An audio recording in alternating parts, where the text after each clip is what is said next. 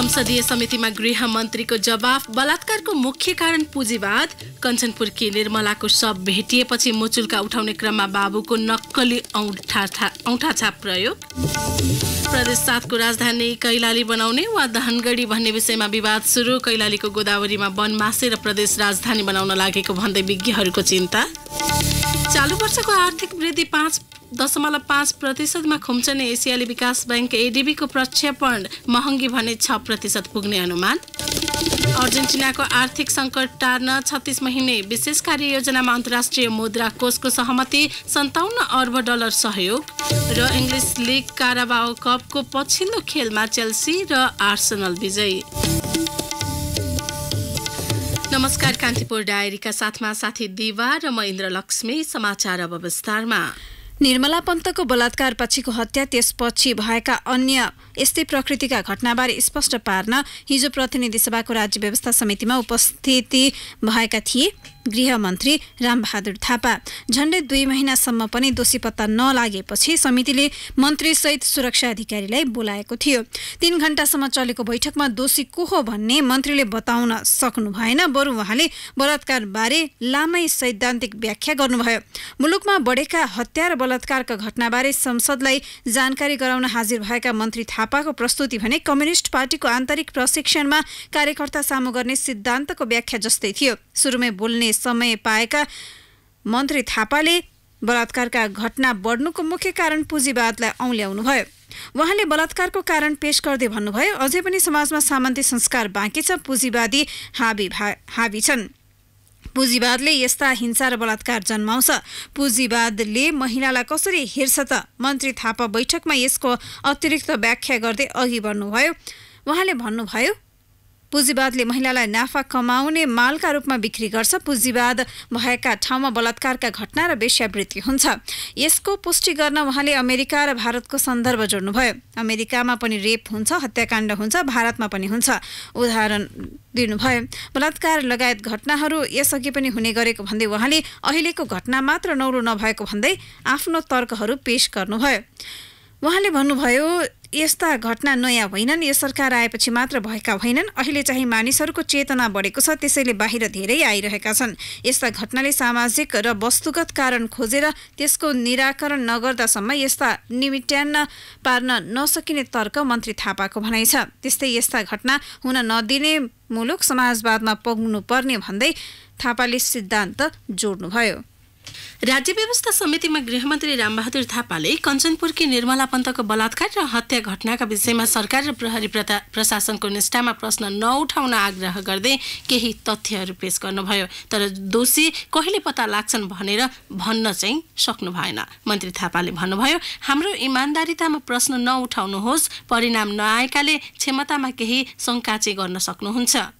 घटनाका दोषी कहिले पत्ता लाग्छन्? गृह मन्त्रालय र प्रहरी ज्योतिष होइनन्। अहिले अथवा कहिले कति गते परिणाम आउला भन्न सकिँदैन। जतिसक्दो छिटो ल्याउन कोसिस गरिरहेका छौँ।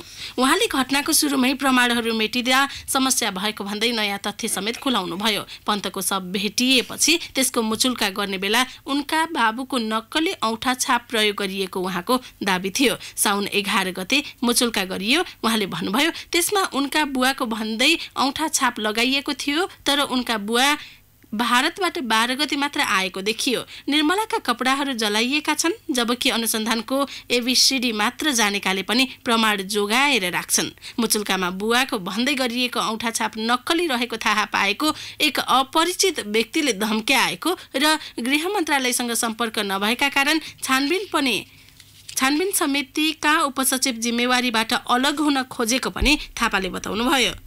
उहाँले भन्नुभयो, पछि सबै स्पष्ट भएपछि उनी काममा फर्के, त्यही गल्ती भएकाले थप छानबिन गरिरहेको भन्दै दोषीलाई कुनै हालतमा सजाय दिने प्रतिबद्धता मन्त्री थापाले व्यक्त गर्नुभयो। यसैबीच आफ्नै छोरीलाई बलात्कार गर्ने ललितपुरका चापागाउँका एक व्यक्तिलाई ललितपुर जिल्ला अदालतले 26 वर्षको कैद सजाय सुनाएको छ। न्यायाधीश अवनी मैनाली भट्टराईको इजलासले सो फैसला सुनाएको हो। जिल्ला अदालतका सेश्रेदार चन्द्रप्रसाद तिवारीले फैसलाको पूर्ण पाठ 1-2 दिनभित्र आउने बताउनुभयो। बलात्कार गर्नेलाई नयाँ मुलुकी ऐनअनुसार जबरजस्ती गर्ने 3 को 1 बमोजिम 15 वर्ष कैद सजाय तोकिएको छ। पीडित र प्रतिवादी नाताले बाबु छोरी भएकाले हाड नाता करनीको महल 1 बमोजिम थप 10 वर्ष र गर्भपतन समेत गरेकाले ज्यान सम्बन्धी महलको 28 को क बमोजिम थप 1 वर्ष कैद गरी 26 वर्ष सजाय तोकिएको छ। पीडकबाट क्षतिपूर्ति भराउने पनि निर्णय भएको अदालतले जनाएको छ।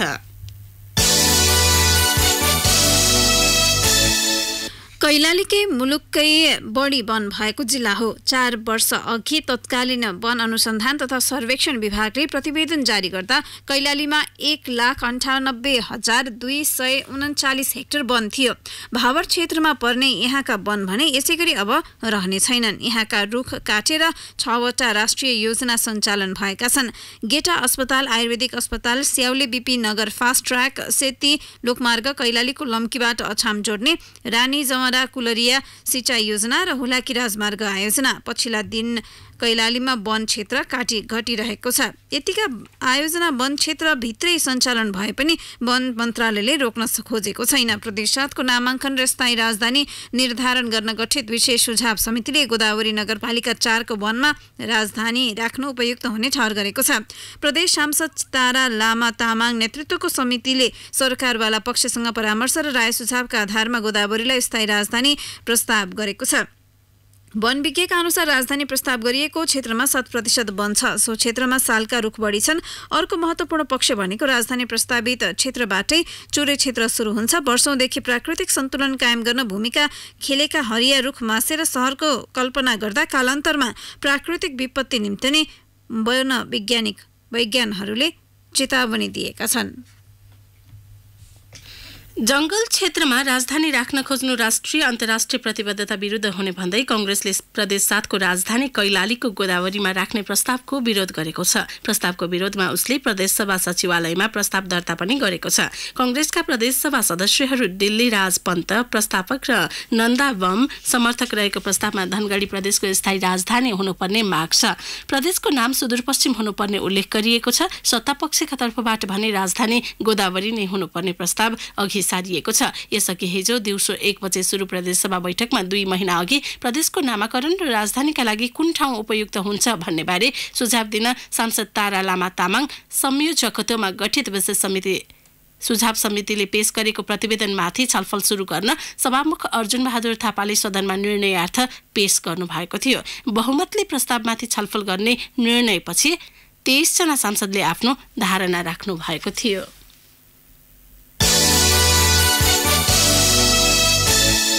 अनुमति बिना अर्काको राहदानी नियन्त्रणमा राख्नेलाई 5 लाख रुपैयाँ जरिवाना र 3 वर्षसम्म जेल सजाय हुने भएको छ। यो व्यवस्थाले वैदेशिक रोजगारीमा पठाउने नाममा कामदारको लगानी राहदानी लामो समय होल्ड गरिरहने तर काम नगर्ने म्यान पावर कम्पनीलाई कारबाही गर्ने कानुनी बाटो खुलेको छ। प्रतिनिधि सभाको हिजोको बैठकले राहदारी सम्बन्धी कानुन संशोधन र एकीकरण गर्न बनेको विधेयक पारित गरेको हो। वैदेशिक रोजगारीमा जान प्रक्रिया थालेको कामदारले पछि उचित नलागेर जान नचाहँदा म्यान पावर कम्पनीले राहदानी नियन्त्रणमा राखिरहने प्रवृत्ति छ। राष्ट्रिय सभाबाट समेत विधेयक पारित भएपछि यस्ता म्यान पावर सजायको भागीदार हुनेछन्। सो विधेयकले राहदानी, कूटनीतिक राहदानी, रातो राहदानी सरकारी बाहेकका काममा पनि प्रयोग गर्न सकिने व्यवस्था गरेको छ। रातो पासपोर्ट प्रयोग पदाधिकारीले सरकारी कामका सिलसिलामा विदेश भ्रमण गर्दा मात्र त्यसको प्रयोग गर्न पाउने प्रावधान संशोधन गर्दै कूटनीतिक तथा विशेष राहदानी प्रयोग सम्बन्धी व्यवस्था तोकिए बमोजिम हुने व्यवस्था राखेर विधेयक पारित गरिएको छ। सर्वसाधारणले राहदानी विभागबाट लिएको सर्वसाधारण राहदानी हरियो पासपोर्ट फिर्ता गर्न सक्ने व्यवस्था विधेयकमा छ, जुन यसअघि थिएन। विधेयकमा भनिएको छ साधारण राहदानी वाहकले आफ्नो नाममा जारी गरिएको राहदानी आफूलाई आवश्यक नभएको वा अन्य कुनै कारणले आफूसँग राख्न नसक्ने भनेर विभागलाई फिर्ता दिन सक्नेछ। फिर्ता राहदानी विभागले रद्द गर्नेछ। यस्तै पारित विधेयकमा राहदानीका प्रकार समेत थपिएको छ। पानी जहाजमा काम गर्न जाने नेपाली नागरिकलाई राहदानी विभाग वा विदेश स्थित नियोगले सिमेन्स पासपोर्ट जारी गर्न सक्नेछ। सरकारी र विशेष कामका सिलसिलामा जान चाहनेलाई सम्बन्धित मन्त्रालय, संवैधानिक निकाय वा सचिवालयको सिफारिस र निर्णयका आधारमा रातो पासपोर्ट दिइन्छ। यस्तै केन्द्र सङ्घ वा कुनै सरकारी निकायबाट मनोनयन भएर सरकारी काम, अध्ययन वा तालिममा विदेश जान विशेष पासपोर्ट दिन्छ। विदेश स्थित नेपाली राजदूत, स्थायी प्रतिनिधि, विशेष प्रतिनिधि, महावाणिज्य दूत तथा राजपत्राङ्कित तहका कर्मचारीका साथमा जाने निजी सहयोगी र श्रेणीविहीन कर्मचारीलाई नयाँ थपिएको सर्भिस पासपोर्ट जारी गर्न लागि हो। राजधानी बनाउन विभागमा निवेदनसहित पेश गरिएको निजी विवरणको कागजपत्र समेत अब विभागले 12 वर्षसम्म अभिलेख राख्ने भएको छ। कान्तिपुर डायरीमा अब ब्रेकको पालो। ब्रेकपछि अब बाँकी प्रसङ्ग 2016 फेब्रुअरी 19मा पर्यटक भिसामा त्रिभुवन अन्तर्राष्ट्रिय विमानस्थलबाट नेपाल छिरेकी फ्रेन्च नागरिक रेनाल्ट 2 वर्षभन्दा बढी त्यही ओभरस्टे गरिन्। पर्यटक भिसामा 1 वर्षमा 150 दिनभन्दा धेरै बस्न नपाइने नियम उल्लङ्घन गरेका कारण उनले करिब 4 लाख रुपियाँ जरिवाना पनि तिर्नुपर्ने भयो। तर बिचौलिया र अध्यागमन विभागका केही कर्मचारी मिलेर उनले पैसा नै तिर्नु नपर्ने सेटिङ गरिदिए। ओभरस्टेको जरिवाना तिराएर मात्र विदेशीलाई प्रस्थान अनुमति दिनुपर्ने नियम छ। तर अध्यागमनकै एक अधिकृतले 90 दिनको पर्यटक भिसा लिएर नेपाल छिरेका तर 15 दिन ओभरस्टे गरेका एक विदेशीलाई उनको 6149-650 नम्बरको पासपोर्टमा भिजा लेखिएको अङ्क केरेर प्रस्थान अनुमति दिए। यी प्रातिनिधिक घटनाले अवैध रूपमा बसिरहेका विदेशीले तिर्नुपर्ने जरिवानामा कसरी लेनदेन धन्दा मौलाइरहेको छ भन्ने प्रस्ताउँछन्। कान्तिपुरलाई प्राप्त कागजात अनुसार अध्यागमन कर्मचारी र बिचौलियाको मिलेमतोमा बाहिरै कागजात मिलाउने गरिएको देखिन्छ। विमानस्थल सुरक्षामा खटिएका एक प्रहरीका अनुसार यस्तो प्रवृत्तिले विदेशीहरू नेपालमा बसेर अवैध धन्दा गर्ने जोखिम रहन्छ। सेटिङमा खाडी देशमा भिजिट भिसामा पठाउने र अलपत्र पार्ने क्रम बढेपछि अध्यागमन विभागले भने कडाई गर्ने भएको छ। अध्यागमनले खाडी देशमा पर्यटक भिसामा जानेहरूलाई व्यवस्थित गर्न भन्दै प्रारम्भिक मापदण्ड बनाएर छलफलका लागि गृह मन्त्रालय पठाएको छ। यसैबीच विमानस्थल अध्यागमनले पर्यटक भिसामा दुबई लगायत खाडी देश पठाउने सेटिङमा अध्यागमनका कर्मचारीको मिलेमतो सम्बन्धमा छानबिन गरी प्रतिवेदन तयार पारेको छ। सो प्रतिवेदनकै आधारमा विमानस्थल अध्यागमनले एक अधिकृतलाई 15 दिनका निम्ति कामविहीन बनाएको छ। यसअघि अर्का अधिकृत पनि यस्तै कारबाहीमा परेका थिए।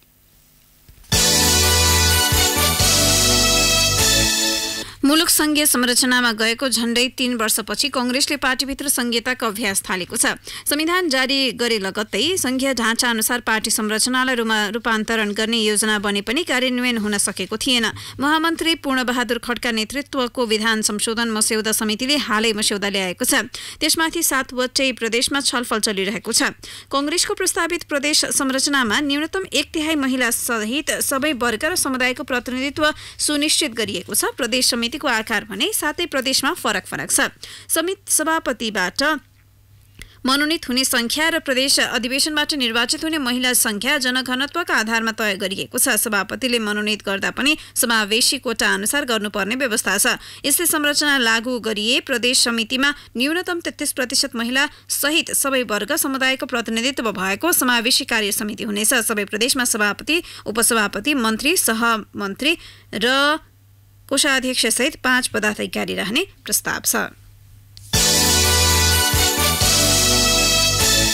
संसदको प्रविधि तथा विकास समितिले दशैंमा सर्वसाधारणको यात्रालाई सुरक्षित र व्यवस्थित बनाउन भौतिक पूर्वाधार तथा यातायात मन्त्रालयलाई निर्देशन दिएको छ। सिंहदरबारमा हिजो बसेको बैठकमा सदस्यहरूले सहज किसिमले यात्रा गर्ने व्यवस्था मिलाउन आग्रह गरेका हुन्। यसैबीच दुर्घटना हुँदै नहोस् तर सबैले यही चाहँदै पनि दुर्घटना बढेको भन्दै ट्राफिक प्रहरीले बेला बेलामा नियम कडा पार्ने गरेका छन्। लाइसेन्समा कडाई, मापसी जाँच, ट्राफिक नियम पालना आदि।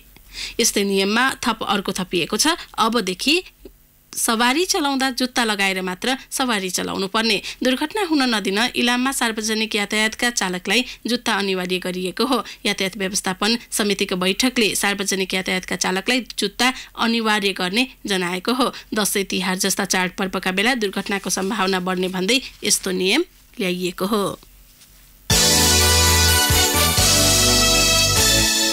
एम्बुलेन्स नहुँदा ललितपुरको दक्षिणी भेगका स्थानीय अस्पतालसम्मको कष्टकर यात्रा गर्न बाध्य छन्। एक साता अघि ललितपुरको प्युटारका 50 वर्षीय सङ्गीता लामालाई 81 पेट दुख्यो। दुखाइ बढ्न थालेपछि सहनै नसकेर लेलेटिका भैरव स्थित आनन्दवन अस्पतालमा उपचार गर्न गत आइतबार बिहान घरबाट हिँडेकी थिइन्। झन्डै 2 घण्टाको ठाडो ओह्रालो झरेपछि बाटोमा भेटिएको दुध बोक्ने गाडीमा चढेर उनी अस्पताल पुगिन्। 81 दुख्न थालेपछि बाध्यताले हिँडेर आउनु परेको उनका छोरा रामको भनाइ छ। उनले भने तेल नभएको भन्दै एम्बुलेन्स आउन नमानेपछि शास्ति बेहोर्नु पर्यो। प्युटारकी 52 वर्षीय काजीमान ब्लोन दमका बिरामी हुन्। उनलाई नियमित चेकअप गराउनुपर्छ। दम बढेर सास फेर्न गाह्रो भएपछि उपचार गराउन दुधको गाडीमा कष्टकर यात्रा गर्दै अस्पताल आउने गरेको ब्लोनले पनि बताए। माल्टाका हरि तामाङले पनि पिसाब नलीको समस्या भएकी श्रीमती राममायाको उपचार गर्न दुधकै गाडीमा पाटन अस्पताल ल्याए। विशेष गरी गोटीखेल, आश्राङ, गिम्दी, शङ्खु, माल्टा, प्युटार, कालेश्वर, चन्दनपुर, घुसे खेल मनिखेल लगायत ठाउँका बासिन्दा मर्कामा परेका छन्। मकवानपुर र काभ्रेसँग जोडिएका गाउँका बासिन्दाले उपचार नपाउँदा समस्या बेहोर्नु परेको छ। साधारण घाउचोट लाग्दा पनि उपचार गर्न घण्टौँ हिँडेर अस्पताल पुग्नुपर्छ। गाउँमा कोही बिरामी पर्यो भने स्ट्रेचरमा बोकी अस्पताल ल्याउन बाध्य छन्। डिस्चार्ज भएर पनि घर फर्कन समस्या हुने गरेको स्थानीय हरि तामाङको भनाइ छ। सर्वोच्च अदालतले जग्गाधनीलाई क्षतिपूर्तिको नीतिगत निर्णय गरेर मात्र सडक विस्तार गर्न सरकारका नाममा आदेश जारी गरेको छ। क्षतिपूर्ति र मुआवजा बिनै घर भत्काउन खोजिएको भनी परेको निवेदनमाथि सुनवाई गर्दै सर्वोच्चले सडकको विस्तार विधि सम्मत प्रक्रियाबाट गर्नुपर्ने ठहर्याएको हो। न्यायाधीशहरू ईश्वर प्रसाद खतिवडा र डाक्टर आनन्द मोहन भट्टराईको इजलासले सडक विस्तार सार्वजनिक हितको काम भएकाले जग्गा नदिने अधिकार जग्गाधनीलाई नरहने तर सरकारी निकायले विधि सम्मत रूपमा लिनुपर्ने व्याख्या गरिएको छ। नेपाली कामदारमाथि आर्थिक भार नपार्ने गरी सम्झौता गर्न मलेसिया तयार भएको छ। म्यान पावर कम्पनीलाई बुझाउने सेवा शुल्क रोजगारदाताबाट दिलाउने पक्षमा भने मलेसिया देखिएको छैन। दुवै देश बीचका श्रम अधिकारी बीच 3 चरणमा प्रस्तावित श्रम सम्झौता आदान प्रदान भएपछि मलेसियाले कामदारको टिकट, भिजा र स्वास्थ्य सेवा शुल्क रोजगारदाताबाट बेहोर्न तयार देखिएको हो।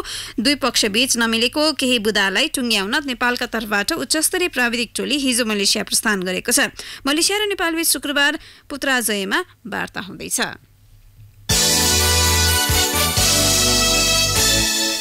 अमेरिकामा रहेका प्रधानमन्त्री केपी शर्मा ओलीले 1200 मेगावाटको जलाशययुक्त बुढी गण्डकी जलविद्युत आयोजना चिनिया कम्पनी गेजुवालाई निर्माण गर्न दिने विषयमा कुनै विवाद नभएको दावी गर्नुभएको छ। न्युयोर्कमा मंगलबार एसिया सोसाइटीले आयोजना गरेको कार्यक्रममा बोल्दै प्रधानमन्त्री ओलीले नेपालमा प्रशस्त आकर्षक जलविद्युत आयोजना भएकाले लगानी गर्न सबै देशका लगानीकर्तालाई आह्वान गर्नुभयो।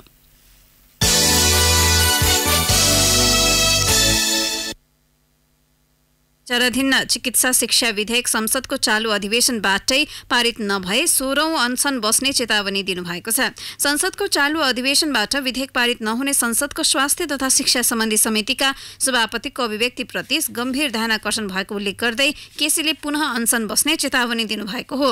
उहाँले अब हुने सत्याग्रह चिकित्सा शिक्षा र सेवा मात्र नभए कुशासन गर्ने सबै विरुद्धको लडाईँ हुने बताउनु भएको छ। कान्तिपुर डायरीमा पुनः ब्रेकको पालो। ब्रेकपछि अब आर्थिक प्रसङ्ग। नेपालको आर्थिक वृद्धि दर चालू वर्षमा 5.5% मात्रै हुने प्रक्षेपण एसियाली विकास बैंक एडीबीले गरेको छ। एडीबीले सार्वजनिक गरेको पछिल्लो अपडेटले नेपालको आर्थिक वृद्धि दर 5.5%मा सीमित हुने जनाएको हो। सरकारले चालू आर्थिक वर्षको बजेटमा 8% हाराहारीले आर्थिक वृद्धि हुने प्रक्षेपण गरेको थियो। यो भन्दा 2.5% बिन्दुले आर्थिक वृद्धि दर कम हुने दाबी एडीबीको छ। एडीबीले यो वर्ष महँगी भने बढ्ने आकलन गरेको छ। एडीबीका अनुसार अघिल्लो वर्ष 4.2% रहेको मूल्य वृद्धि यो वर्ष 6% सम्म पुग्नेछ। एडीबीले अघिल्लो वर्ष नेपालको आर्थिक वृद्धि दर 5.9% भएको जनाएको छ। नेपालको पछिल्लो 10 वर्षमा औसत आर्थिक वृद्धि दर 4.3% मात्रै छ। यो आधारमा नेपालले चालू आर्थिक वर्षमा गर्ने आर्थिक वृद्धि दर 1 दशकको औसत भन्दा बढी हुनेछ। पेट्रोलियम पाइपलाइन बारे नेपाल र भारतका उच्च अधिकारी बीच हिजो हुने भनिएको बैठक अन्तिम क्षणमा स्थगित भएको छ। भारतीय टोलीले मन्त्री परिषदबाट अनुमति नलिएको काठमाडौँ आइपुगेपछि मात्र नेपाली पक्षलाई सूचित गरेको थियो। टोलीको नेतृत्व गर्ने सहसचिव पनि आइपुगेका थिएनन्। नेपालका तर्फबाट नेतृत्व गर्ने वाणिज्य तथा आपूर्ति मन्त्रालयका प्रवक्ता नवराज ढकालले भन्नुभयो, मन्त्री परिषदबाट अनुमति नलिएको भनिएपछि बैठक स्थगित भएको हो। उहाँहरूले यसलाई प्रशासनिक कारण भन्नुभएको छ। वाणिज्य तथा आपूर्ति मन्त्रालयले परराष्ट्र हुँदै भारत सरकारबाट सचिव स्तरीय बैठक तय गरेको थियो। मन्त्रालयले नेपाल स्थित सरकारवाला निकायलाई होटल सोल्टीमा हिजो दिउँसो 1 बजे आउन पत्राचार गरिसकेको थियो। अब अन्तर्राष्ट्रिय प्रसङ्ग। अर्जेन्टिनालाई आर्थिक सङ्कटबाट तत्काल बाहिर निकाल्ने योजनामा अन्तर्राष्ट्रिय मुद्रा कोष IMFले सहमति जनाएको छ। 36 महिना लामो योजनाका लागि 57 अर्ब 1 करोड लगानी गर्ने योजना सार्वजनिक गरिएको छ। लगानी यसअघि आशा गरिएको भन्दा 19 अर्ब बढी रहेको बीबीसीले उल्लेख गरेको छ। व्यापार घाटा र आर्थिक सङ्कटको सामना गरिरहेको अर्जेन्टिना सरकारले अन्तर्राष्ट्रिय मुद्रा कोषलाई सहयोगका लागि अपिल गरेको थियो। अर्जेन्टिनी मुद्राको अवमूल्यन तथा कृषि क्षेत्रमा खडेरीका कारण निर्यातमा असर गरेको हो। अन्तर्राष्ट्रिय कम्पनीले लगानी फिर्ता लिएपछि सरकार ऋणमा डुबेको हो। मुद्रा कोषसँगको सहमति अनुसार अर्जेन्टिनाले खर्च कटौती गर्दै बजेट सन्तुलनमा ल्याउने तयारी गरेको छ।